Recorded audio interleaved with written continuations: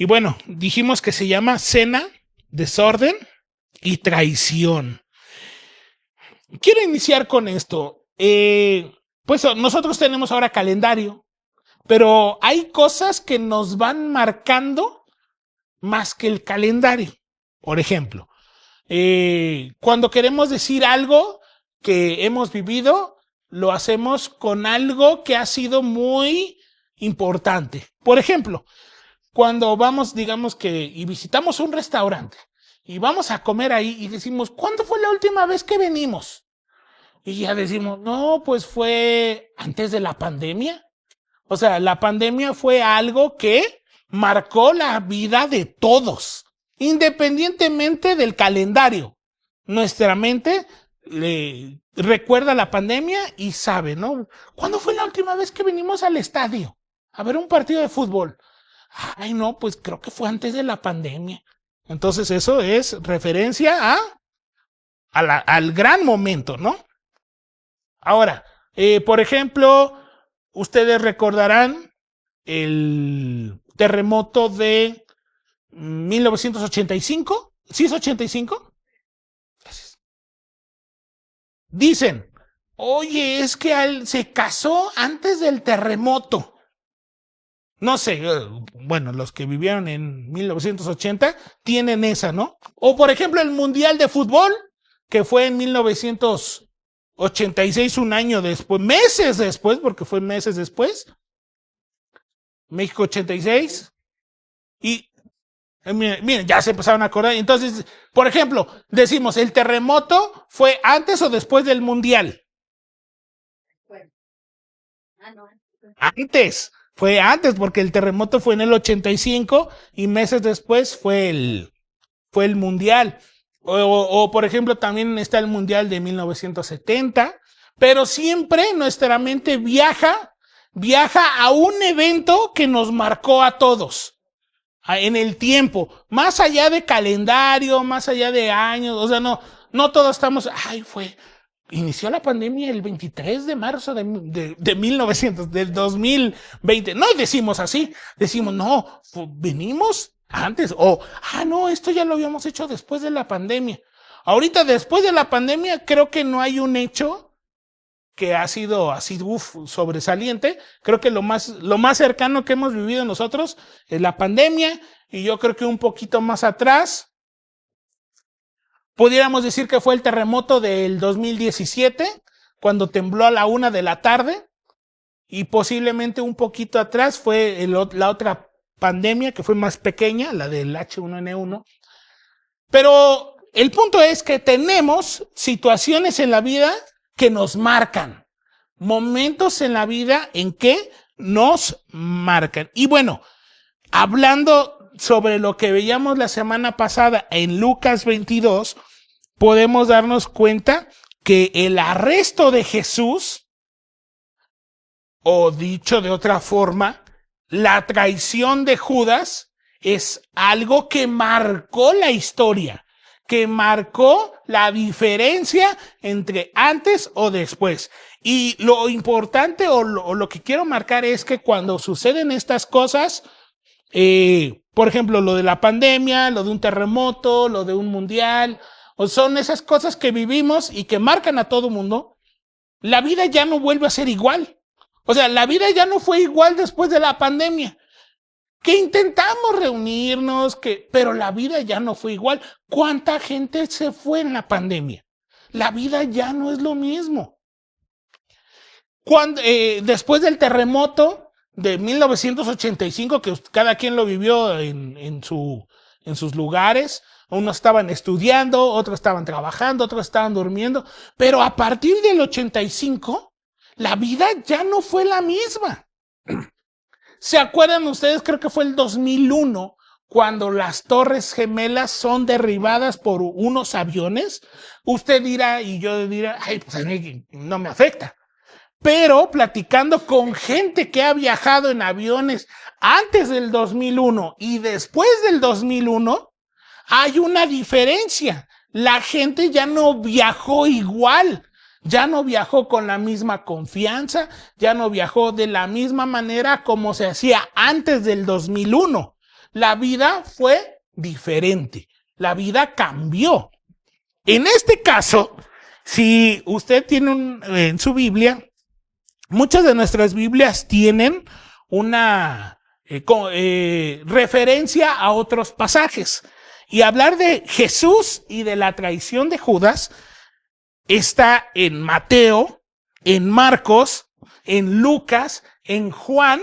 O sea, es algo que los 4 evangelios lo marca porque fue algo que nadie lo veía venir. Y como lo hemos visto en los estudios del miércoles, Judas no era una persona que, digamos, se pudiera ver que iba a traicionar a Jesús. Eso lo descubrieron después, ya que pasaron las cosas, se dieron cuenta que Judas era un ladrón y que él sustraía el dinero de la bolsa para metérselo. Y veíamos el miércoles que él fue el que dijo, si vendiéramos ese perfume y se lo diéramos a los pobres, pero no es porque tuviera mucho amor a los pobres, sino porque él se imaginó, si este perfume lo vendiéramos a 130,000 pesos, que me quede yo con el 10%. Nadie se va a dar cuenta.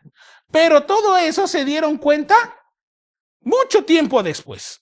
Pero el arresto de Jesús y la traición de Judas fue algo que marcó la historia y la vida ya no fue igual.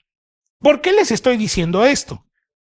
Me gustaría que fuéramos a Primera de Corintios, capítulo 11, Hechos, Romanos, de ahí donde estábamos de Lucas, después sigue Juan, luego sigue Hechos, más adelante, no atrás, no hacia atrás, sino hacia adelante, está Lucas, que estábamos en Lucas 22, después viene Juan, luego viene Hechos, luego viene Romanos, y ya después llegamos a Primera de Corintios, capítulo 11. Capítulo 11, y vamos a empezar a observar esta situación a partir de el versículo 17 al 26. Aquí el apóstol Pablo le está escribiendo a una ciudad que se llama Corintios. Y bueno, Corinto, pero pues le decimos a los habitantes corintios, ¿verdad? Primera de Corintios, capítulo 11. Y vamos a empezar a leer del versículo 17. La carta de Corintios, gracias. La carta de Corintios, gracias, está escrito más o menos en el año 55 después de Cristo. Y más o menos nosotros tenemos una idea de que nuestro Señor Jesús murió y resucitó. Fue más o menos en el año 30, 33, algunos lo ponen en el 36. Entonces, de que pasó lo que Jesús vivió con Judas, la crucifixión y todo lo relacionado con la crucifixión, la resurrección, a cuando Pablo está escribiendo esto, han pasado más o menos como 20 años. 20 años, y también habíamos visto un poco relacionado con la Cena del Señor. La Cena del Señor es un momento, es un sacramento que también como cristianos evangélicos protestantes tenemos ahorita vamos a ver, porque tiene un propósito en especial. Entonces, Primera de Corintios capítulo 11, versículo 17. No sé si ya lo tienen. Si ya lo tienen, pueden decir amén. Muy bien, pero por esta ocasión quiero yo leerlo en esta versión, que las palabras son similares, pero quiero que usted me acompañe desde el versículo, dijimos 17, al versículo 22. Dice así la palabra de Dios, lo estoy leyendo en esta versión que se llama Palabra de Dios para Todos. Ahora bien, con lo que ahora les voy a decir, no los felicito, ya que sus reuniones les causan más daño que ayuda. En primer lugar, he oído que cuando se reúnen como iglesia, hay divisiones entre ustedes y me temo que hasta cierto punto sea verdad. No hay duda de que habrá diferencias entre ustedes. Así es como se identifica a los que son aprobados. Cuando ustedes se reúnen, en realidad no están compartiendo la cena del Señor, porque cada uno come sin esperar a los demás. Entonces, unos quedan con hambre, mientras otros beben hasta emborracharse. ¿Acaso no tienen casa donde comer y beber? ¿Es que menosprecian a la iglesia de Dios y quieren humillar a los que no tienen nada? ¿Qué quieren que les diga? ¿Que los felicito? Eso no merece ninguna felicitación. Yo cuando lo estoy leyendo, yo estoy escuchando al apóstol Pablo que no está muy contento. No está contento y normalmente pues recibimos, nos gustan las palabras de alegría, nos gustan las palabras así, pero cuando vienen los regaños, ¡ay! Ya no quiero, pero es palabra de Dios. Entonces hay que aceptar el regaño. La iglesia de Corinto, les digo, fue escrita más o menos 20 años después de lo que pasó con el Señor Jesús. Corinto está cerca de una playa y estaba influenciado por muchas culturas. Y entonces, ellos conocían la cena del Señor. Ellos sabían que se reunían como iglesia y después tenían la cena del Señor y después de eso venía un descontrol. Por eso es que el título del mensaje se llama Cena, Desorden y Traición. Porque se reunían como iglesia, decían que iban a tomar la cena del Señor y después venía, dice aquí, un abuso. ¿Por qué? Porque comían y algunos hasta tenían el descaro de no solo comer, sino emborracharse. O sea, había un abuso de parte de la iglesia. Entonces, como primer punto, Pablo habla de las prácticas desordenadas. Y es que en muchas ocasiones tenemos vidas desordenadas. Tenemos prácticas desordenadas. Aquí Pablo habla de las prácticas desordenadas, que es el pasaje que acabamos de leer. Dice una vez más del 17 al 19, ahora bien, con lo que ahora les voy a decir, no los felicito, ya que sus reuniones les causan más daño que ayuda. En primer lugar, he oído que cuando se reúnen como iglesia hay divisiones entre ustedes y me temo que hasta cierto punto sea verdad. No hay duda de que habrá diferencias entre ustedes, así es como se identifica a los que son aprobados. O sea, no todos pensamos igual, somos diferentes. Cada quien se crió diferente, cada quien fue educado diferente y tristemente esas cosas las traemos a la iglesia y entonces queremos a veces imponer nuestra forma de ser, creemos que como nos enseñaron así es, pero y eso causa a veces divisiones entre nosotros, cuando debería de haber una unión, una comunidad, algo que nos diferencia también entre cristianos evangélicos protestantes es la comunidad. Unos se preocupan por otros, unos se conocen entre otros.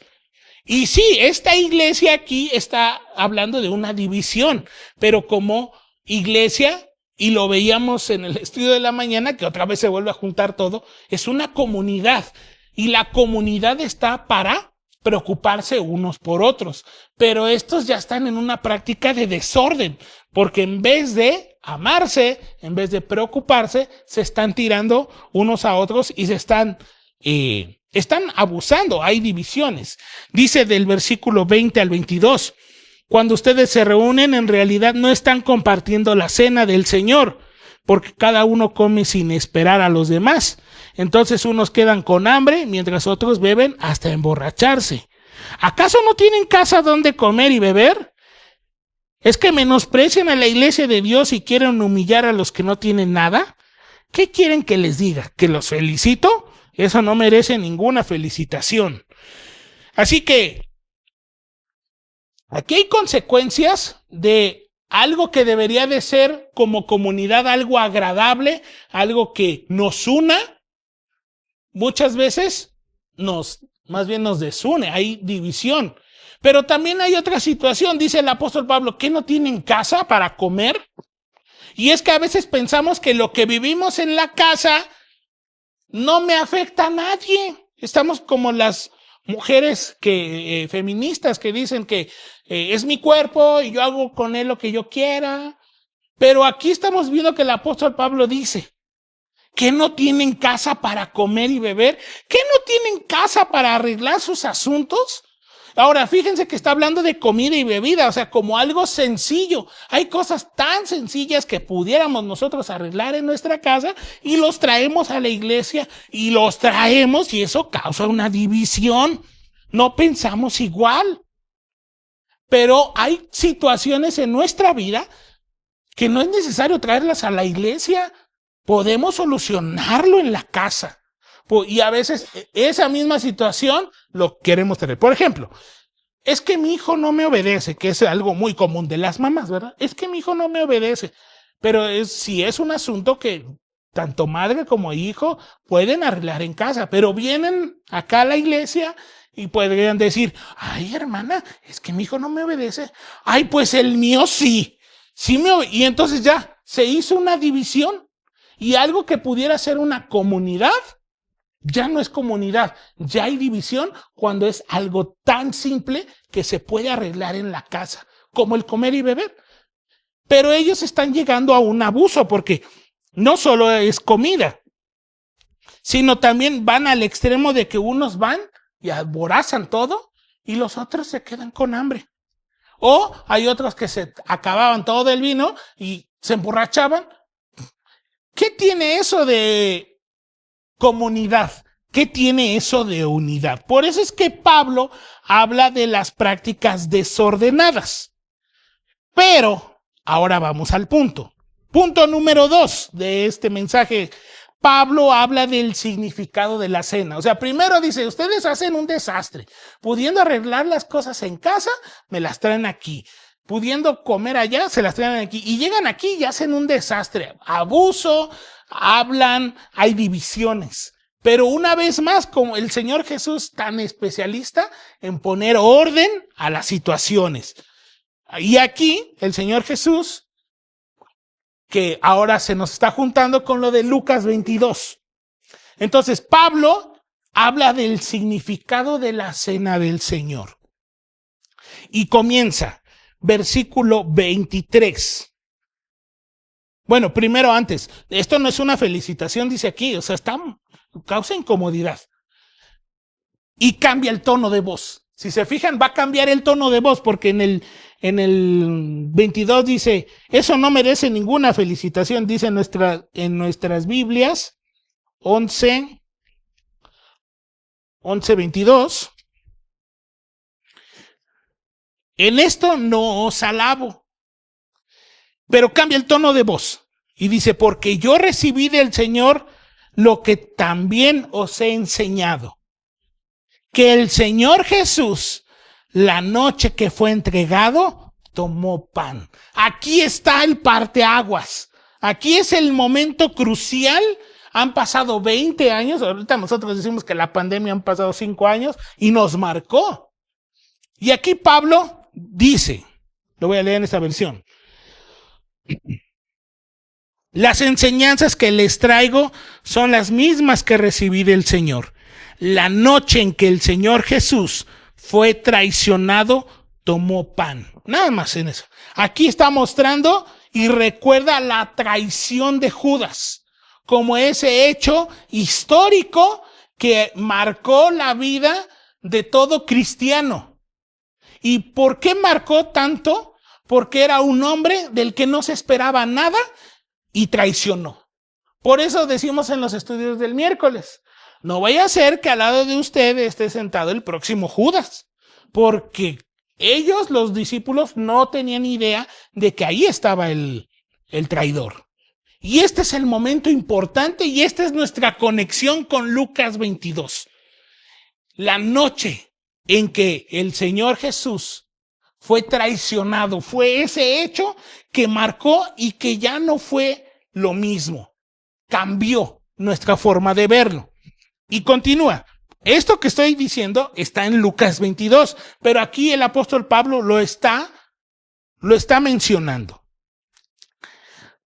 Y dice que el Señor Jesús, la noche que fue entregado, esa noche tan difícil, tomó el pan y habiendo dado gracias, lo partió y dijo: tomad, comed, que esto es mi cuerpo, por vosotros es partido. Haced esto en memoria de mí. Asimismo, también tomó la copa después de haber cenado, diciendo: esta copa es el nuevo pacto en mi sangre. Haced esto todas las veces que lo bebieres en memoria de mí. Entonces, aquí una vez más el Señor dando orden. Ustedes ya hicieron un desastre.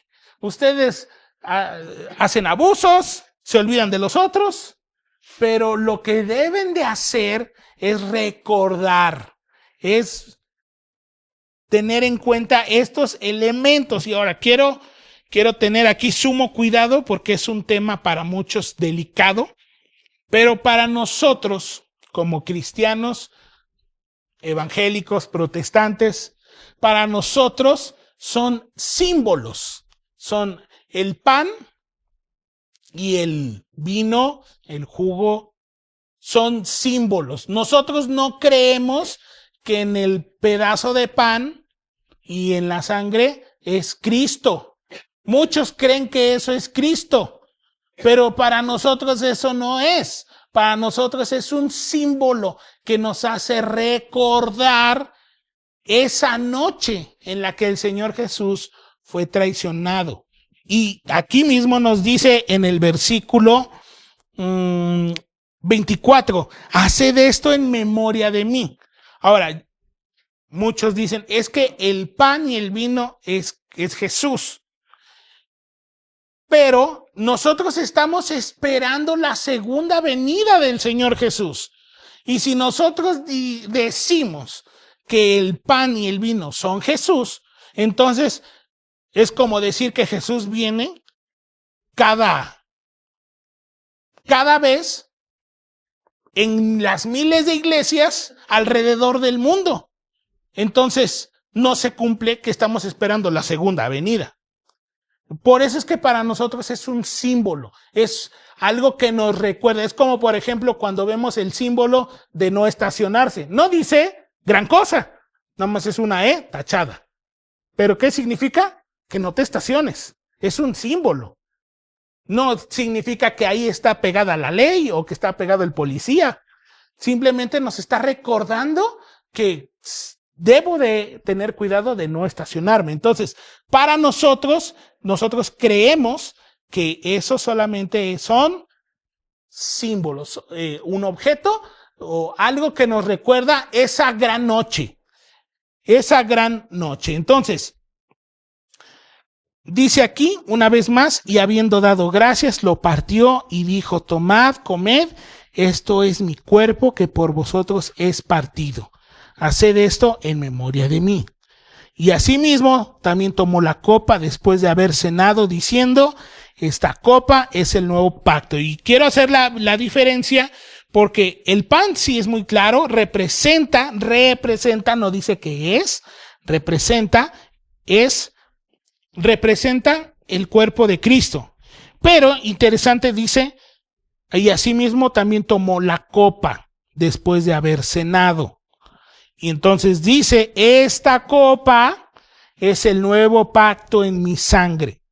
Hace todas las veces que la bebieres en memoria de mí. Es un recordatorio. Tan recordatorio, otro ejemplo es como la bandera de México. La bandera de México, que usted y yo la conocemos, pues es un símbolo de patria. Es decir, ¿cómo representamos a la patria? Con una bandera. O como, por ejemplo, el símbolo de la paz. ¿Cuál es el símbolo de la paz? Una palomita, ¿verdad? Son símbolos, no quiere decir que eso sea la paz. Entonces, para nosotros es un recordatorio. Dice acá, ahorita vamos a ver que es un lo que tiene que ser, pero hasta ahorita nosotros es cada vez, porque los de Corinto, lo que estábamos viendo al principio, hacían su desorden. No, algo que podían arreglar en su casa, venían y hacían su desorden en la iglesia. No solo hacían sus comidas, sino que unos se quedaban sin comer y los otros se emborrachaban. O sea, ¿y dónde está el recordatorio del Señor Jesús? Nadie se está acordando de eso, nada más, miren. Y yo también le caigo en ese error, ¿verdad? A veces nada más estamos pensando en la comida, pero ¿y en qué momento viene ese momento de recordar que Cristo vino? Y para que nos acordemos, nos dio estos símbolos para que nosotros, dice, haced memoria, para que reflexionemos, para que pensemos. Pero a veces nosotros somos igual que la iglesia de Corinto. Estamos pensando en cómo vamos a molestar al otro, cómo vamos a ganarle, nos traemos los problemas de la casa a la iglesia, hacemos un desastre. Pero aquí el Señor Jesús dándonos el orden correcto es para que se acuerden de mí, en memoria de mí. Y en el versículo 24 y en el versículo 25 nos menciona exactamente lo mismo. Haced esto en memoria de mí. Ahora, también está interesante porque dice, y asimismo también tomó la copa después de haber cenado. Nosotros lo hacemos al mismo tiempo. Pero aquí hubo un tiempo, hubo una pausa después de que cenó, y entonces fue que tomó la copa, y es el nuevo pacto en mi sangre. Entonces, para nosotros son símbolos que nos deberían de recordar esa noche que también nos marca a usted y a mí. Y por último, en el versículo 26, que es nuestro tercer punto, es que Pablo habla sobre una celebración digna. Pablo habla sobre una celebración digna. Dice el versículo 26, así pues, todas las veces que comiereis este pan y bebiereis esta copa, la muerte del Señor anunciáis. Y fíjense cómo termina. Hasta que Él venga. No dice de las miles y millones de veces que va a venir cada domingo. No, hasta que Él venga. Estamos esperando un segundo regreso del Señor Jesús glorioso. Entonces, todas las veces que comieres este pan y bebieres esta copa, la muerte del Señor anunciáis hasta que Él venga. Entonces, es una reflexión examinado. Y más adelante, ya no nos va a dar tiempo hoy, pero más adelante el apóstol Pablo habla sobre los riesgos de no hacer una reflexión de la cena del Señor, porque a veces pensamos que pues lo vamos a tomar y no hay consecuencias. Y si he pecado, no he puesto en orden las cosas, traigo un problema con alguien y así tomo la cena del Señor, ¡ay, no pasa nada! No, sí pasa. Y hay consecuencias, que son los demás pasajes, pero hoy nos vamos a quedar hasta el 26. Así que debe de haber todas las veces que comiéremos y bebiéremos, el pan y la copa en un momento sublime, en un momento tranquilo, reflexionando sobre la muerte del Señor Jesús, la muerte del Señor anunciáis hasta que Él venga. Así que debe de haber un recordatorio, pero también un respeto, reflexionando lo que Cristo hizo por nosotros. Ahora, hoy no vamos a tomar la Santa Cena, pero lo más probable es que en los días siguientes sí, para que usted piense y reflexione y no seamos como la iglesia de Corinto. No vayamos a traer cosas tan simples a la iglesia cuando uno tiene la capacidad de arreglarlo. No caigamos en el abuso de querer nosotros hacer lo que nosotros queramos. Sí, es verdad, Judas traicionó. Y eso es algo que nos debe de marcar, porque nosotros no deberíamos pensar en ser Judas. Nosotros deberíamos de pensar en ser Cristo. Pero el que se aleja de Cristo se convierte en un Judas, porque traiciona. Así que debería de haber unidad y respeto en nuestra iglesia. Entre nosotros debe de haber una unidad y respeto. También debemos de autoexaminarnos y prepararnos de forma personal y reflexionar. ¿Qué cosas yo puedo arreglar en mi casa que no es necesario que yo lo traiga a la iglesia? Hay cosas muy simples que usted y yo podríamos hacer para que aquí sea una comunidad. Algunos le llaman a la iglesia comunidad de fe. No comunidad de chismerío, ¿verdad? Sino una comunidad de fe. Un lugar en donde hablemos de la palabra de Dios. Sí que nos ayudemos, pero mis hermanos, hay cosas que nosotros también podemos arreglar en casa. Y por último, vivir y recordar siempre el regreso de Cristo. Estamos esperando su segunda venida. Él ya vino una vez, pero ahora nosotros estamos esperando la segunda venida. Por eso es que el título del mensaje es Cena, Desorden y Traición. ¿Por qué? Porque en esta cena, que es tan importante, un recordatorio para que todos los hijos de Dios recordemos esa noche en la que el Señor Jesús sufrió, la hemos hecho un momento de desorden, de mal usar ese momento, y si caemos en ese desorden, tarde o temprano vamos a hacer un Judas. Y entonces ahí es donde se cumple lo de traición. Entonces, cena, desorden y traición, más bien debería de ser cena, orden y reconciliación. Pero normalmente no pensamos en eso. Normalmente pensamos, tengo un yoyo que alguien muy importante me lo regaló el día de mi boda. Y de repente pienso en eso. El yo. Pero aquí el apóstol Pablo nos dice, no es yo. Es Cristo. Es la cena del Señor, es el momento del Señor. Sí, hay cosas que tú debes de arreglar allá afuera. No lo traigas aquí. Aquí es para que disfrutemos en comunidad la cena del Señor. Reflexionar, pensar, examinarnos qué hemos hecho. Y cada vez que lo hagamos, recordemos al Señor. Así que, mis hermanos, la traición de Judas fue algo que marcó la vida de todo cristiano. Sí es verdad. Porque nadie se lo esperaba. Pues ahora nosotros que ya sabemos qué fue lo que pasó, reflexionemos, cuidémonos, examinémonos de no caer en los abusos, de no caer en el desorden, de no caer en la traición, sino más bien ver la cena del Señor con su verdadero orden. Vamos a hacer una oración. Señor, perdónanos, porque en muchas ocasiones, al igual que la iglesia de Corinto, hemos hecho un desorden en nuestra vida, en nuestra casa, en nuestra forma de relacionarnos. Cuando hay cosas que podemos arreglar nosotros en nuestra casa. Y en muchas ocasiones traemos cosas que pudiéramos arreglar a la iglesia y causamos división. Y Señor, te hemos fallado porque en muchas ocasiones, Señor,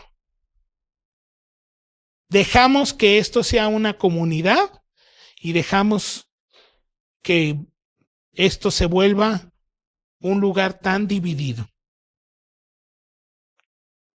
Señor, gracias por darnos orden, por marcarnos lo que de verdad debemos de hacer. Y sí, es verdad, Señor, hemos caído en muchas ocasiones en el desorden, en los abusos, en muchas áreas de nuestra vida. Pero, Señor, siempre nos marcas el verdadero orden. Un orden en donde, Señor, tú eres el centro. En donde cada vez que tomamos la Santa Cena, es recordar el sacrificio que ha marcado nuestra vida, que te entregaste por nosotros, Y que, Señor, tú viniste a este mundo a ponerte en nuestro lugar. Señor, gracias, porque sabemos que tú vives. Y tú eres un Dios de orden, un Dios de paz. Señor, ayúdanos para que en nuestra vida, en todas las áreas de nuestra vida, tú nos ayudes a poner orden. Y que en lo que nosotros podamos, también, Señor, podemos nosotros arreglar muchas cosas. Ayúdanos a ser una iglesia, una comunidad de fe, de amor, una comunidad, Señor, en donde juntos reflexionemos sobre tu sacrificio en nuestras vidas. Señor, perdónanos y ayúdanos, Señor. Y como dice aquella canción, Señor, yo quiero que tú gobiernes mi vida. Yo quiero, Señor, que tú también ordenes mi caminar y que siempre viva en tu voluntad, con el verdadero sentido de las cosas. Señor, ayúdanos a caminar en tu voluntad y ayúdanos, Señor, a no ser como la iglesia de Corinto, sino como una iglesia que sea como un olor grato para ti.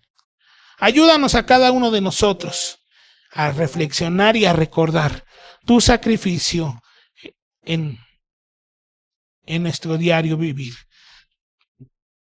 Ordena, Señor, y que no haya desorden ni traición, sino que al contrario, Señor, haya orden y reconciliación. Muchas gracias. Ayúdanos y necesitamos de tu dirección en el nombre de Jesús. Amén y amén.